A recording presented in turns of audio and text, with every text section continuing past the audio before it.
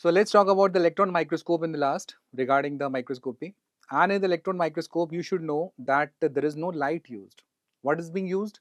It is the electrons. The accelerated electrons, they are used as a source of illumination. Okay. And what is the funda? Because the wavelength of these particular electrons is very small, it's very shorter. In fact, 1 lakh times if we talk theoretically, not practically, and thereby it have a very good resolution power, okay, or resolving power, you can say, in this particular way. So basically electron microscope is of two types. One is transmission based electron microscope, that is TEM, and another one is scanning electron microscope.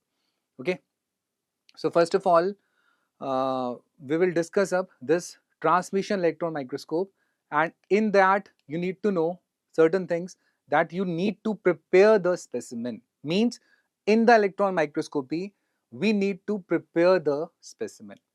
Okay, specimen is required to be like prepared up, which is not so in the light microscope, but in the electron microscope you need to prepare the specimens. And how you prepare the specimens, important is that you need what? You need very thin specimens in that, and because of this, you want a ultra microtome to make them very thin particular stuffs, and that should be used to visualize. Otherwise, bacteria directly you can't see. You have to cut them into very thin specimens. Then only you could able to observe up in this transmission electron microscope that particular ones.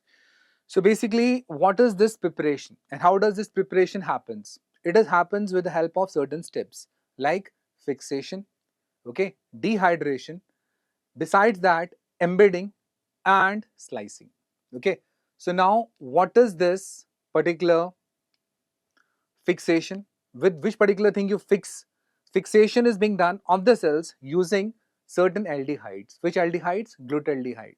That is being used to fix the cells which you want to see under the transmission electron microscope. Okay, the dehydration is the second step. You need to dehydrate the particular specimen with the help of certain organic solvents. Like which particular one you can use? Acetone and ethanol. Which particular you can use? Acetone or ethanol. The third thing which I told is what? Embedding. You have to embed it. And where you have to embed it? You have to embed the specimen into a plastic polymer. Okay, we have to embed this. You have to embed this into a plastic polymer, and thereby it is being hardened to produce what? A solid block. Okay, that is being embedded and transferred into what? It change it up into what? Hardened up into what? A solid block.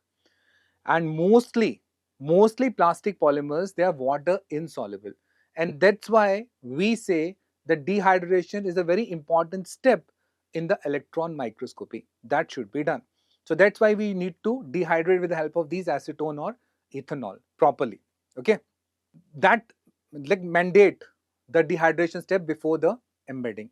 Otherwise embedding will not happen proper, and then you could not able to see the organisms proper if you do not dehydrate the specimen properly. Okay, and the last one is slicing. That I told na, it have to become, this specimen have to be cut into thin slices. Okay, with the help of what? Ultra microtome knife. And such thin slices is being mounted up on what? On a metal slide. And metal slide is made up of what? Copper. Another neat PG question. Important here is what, guys? That why we need electron microscope? Why we need such a high resolution power? Because we need to study the viruses, which is a challenge to us, that every time they keep on evolving up, so they need to be visualized properly. Like the latest one, COVID-19, done by what? SARS-CoV-2, which looks like a solar corona like. Okay, how you'll able to know that it looks like a solar corona like? A rotavirus looks like wheel with spoke appearance. That is with the help of electron microscope. Okay, that is with the help of electron microscope. So basically what you do in this particular one, guys, in this the electrons are generated. Okay, what do you do in this after this specimen preparation, and how to remember that specimen preparation stuff in a sequence? The first of all, what you have done, you have done the, yes, what you have done in the specimen preparation, the first one, fixation. Okay, fix the dehydration by embedding what? Slice. Okay, slice, that mango slice is there na. So that will help you to remember the sequence of specimen preparation in the case of electron microscope. Fine. Now what we do actually in this, the electrons are generated, and they are generated by what? Electron gun. There is an electron gun which travels in a very high speed. These electrons are traveling in a very high speed. The medium to travel in electron microscopy is not air, it is vacuum, and high vacuum is there because they can interact with the air molecules and they can retard up in their like speed and all. So that will create a confusion. So that's why we need what in the electron microscopy? A high vacuum. Fine. So these particular electrons, they pass through the magnetic condensers. They pass through what? The magnetic condenser, and they bombard on what? A thin sliced ultramicrotome we use now. Thin sliced specimen mounted on which particular metal slide? Copper slide. Okay, copper slide. The specimen, when these electrons are there passing through the specimen will scatter the electrons. Yes or no? They will strike, it will scatter the electrons passing through, and then the electron beam again will be focused by what? Because they are scattered, again they will be focused by what? The magnetic lenses. Okay, they will be focused by what? The magnetic lenses. Fine. So this particular magnetic lenses will focus upon these scattered electrons, and then you have the objective lens followed by the projector lenses to produce an enlarged visible image of the specimen on a fluorescent screen. So there is a fluorescent screen on this particular one. As you can see in this diagram also, that there is an electron gun, okay, and that particular electron gun is being like uh, putting up the electrons, and then there is a condenser lens magnet which take them into a particular stream only, a direct stream.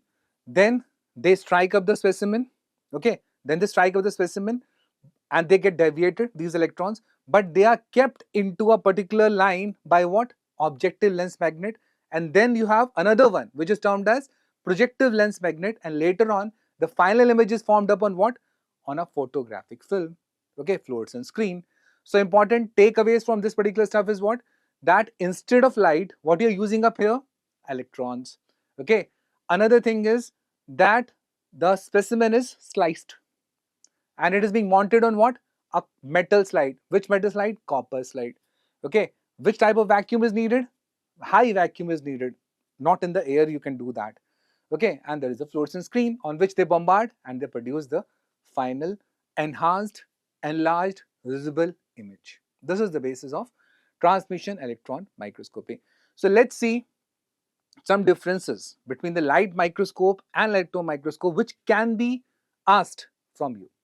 The first one is the practically how much is the magnification, okay, of the light microscope. It is around 1000, okay, it is around 1000 to 1500. But in the case of because as you can see na, that 100x 100 into 100 100 into 10, sorry, so that comes out to be how much? 1000x. So that is what is the practical magnification of light microscope. Then in the electron microscope it can be up to over 1 lakh. So one side it is 1000 and one side it is over 1 lakh. Fine. As far as the resolution power, resolution is concerned, in the light microscope it is 0.2 micron. Whereas in the electron microscope it is how much? 0.2 nanometers. Okay. 0.2 micron, 0.2 nanometers. Then the next one is radiation source. The radiation source in that was some electric lamp, visible light. Okay. Whereas in this, there is no light, there is electron beam. Radiation source is electron beam. Then comes what? Medium of travel. What is the medium of travel? The medium of travel is air in the case of light microscope, whereas the electron microscope, it is the high vacuum one. Okay, there is no air. High vacuum stuff is there. The specimen is mounted in the case of light microscope on what? Glass slide. Whereas in the electron microscope, it is mounted on what? A metal grid made up of what? Copper. Fine. So these are the differences. Along with that, if somebody asks you that which type of lens is used, the lens in the case of light microscope is glass. Okay. Whereas in the case of electron microscope, it is electromagnetic. Okay, it is electromagnetic. So these are the important differences between the light microscope and electron microscope. And important ones are how much is the magnification? 1000 here, 1 lakh round here, resolving point 0.2 micron, 0.2 nanometers. In this, visible light is used, electron beam is used. Okay, the radiation source that I would just told you, the medium of travel in the case of light is air. Here it is what? Vacuum, a high vacuum. Fine. A specimen is mounted where? On the glass slide, whereas in this side, on a copper slide. Okay, so these are the major differences between the electron and what? Light microscope. And definitely it can be asked in the exam. And one thing is for sure, which you can get from this particular stuff, that why we need electron microscope, because they helps to detect the viruses in the various clinical specimens, and that can be directly can be done, or with the help of this slicing of the specimen that can be done. And even you can find out the various structures like flagella and all, they can also be studied with the help of this particular electron microscope in a proper way. Okay, the another microscope which is there other than this transmission electron microscopy, that is scanning electron microscope. And the scanning electron microscope, S for S, you remember up, it is used to examine the surface of the microorganisms. Okay, in the great detail. When you want to study the surface of them in the great detail, which microscopy you will use? Scanning. Which is better? Obviously, transmission one is better. Scanning is not so good as compared to the transmission one. This have a resolution of how much? 7 nanometers. Okay, and that was having zero point 0.2 nanometers. So you can very well judge that which one is better. And the scanning electron microscope scans what? The outer surface of the microorganism in great details, obviously. In great details, that is used, that is a scanning electron microscope. Is it fine? So this is the story of electron microscope discovered by the great scientist Reska and Knoll and Riska. These were there who discovered up this particular great discovery. Costly affair, but still a wonderful one by which you can research upon the viruses. You can study greater details the bacteria also. But the only thing is that it's very costly. It comes in crores. So basically, in this chapter, what we have talked about the light microscope. That is the common one which we use in our colleges, in the practical halls. That is the light microscope. It can be uniocular, it can be binocular. Fine. So that is there, having those ocular and objective lenses. And which type of light is used? Transmitted light.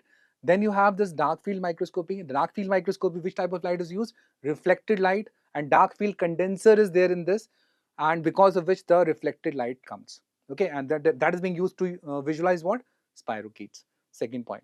Fine. The third is phase contrast microscope, in which, as the name suggests, there is a phase change based on the cell density and refractive indices, having what? A deviated light, undeviated light, and there is a phase change of how much? 1/4 of the wavelength in the deviated also, in the undeviated also, in such a manner that particular light is being pushed. So that is becomes half of the wavelength. 1/4 plus 1/4, 1/4 of the undeviated, 1/4 wavelength of the deviated one. When you plus them, it comes out 1/2 of the wavelength. And because of this change, this phase change, you could able to observe the cellular organelles also. And phase contrast microscope is not so costly as electron microscope, so that helps to find out the cellular organelles structures also, and that is based on what? Refractive indices and what? Cell density. Okay, there is a phase change because based on what? Refractive indexes of various cellular organelles. Determines the motility also. Then comes the fluorescent one, guys, and the fluorescent one is what? The shorter wavelength. They are changed to longer visible wave spectrum with the help of what? Fluorescent dyes. So that is what is termed as fluorescent microscopy. And the last one, the best one, costliest one is what? That is the electron microscope. Based on what? What they are of two types. One is transmission, one is the scanning one. And the scanning one is used to scan the outer surface, and transmission was a better one, which have a resolution of 0.2 nanometers. In fact, microns is for light. Okay, and you know that in this electron microscope you need no light, it is electrons by the electron gun. Other than that, there is a copper metal slide which is being used, not the glass slide, and there is a vacuum which is being needed in this for the electrons to travel. And which type of lens? Electromagnetic lens is used in this particular one. Yes or no? And that also, that fixation, fix the dehydration with embedding the slice. Okay, if somebody is dehydrated, give what? Slice to drink. So that will give you a sequence also: fixation, dehydration, okay, embedding, and slicing. So, and slicing is done with the help of what? Ultra microtome knife. So this particular thing, I suppose now, this particular process of mine will help you to clear up your facts around the microscopy and why we need microscope here, because they are such small you can't see with the naked eyes. Okay, because the naked eye's resolution power is how much? 0.2 mm. What about the light? 0.2 micron. Light microscope I'm telling. And for the electron, 0.2 nanometers. Okay. So I hope you enjoyed up this microscopy session. Thank you.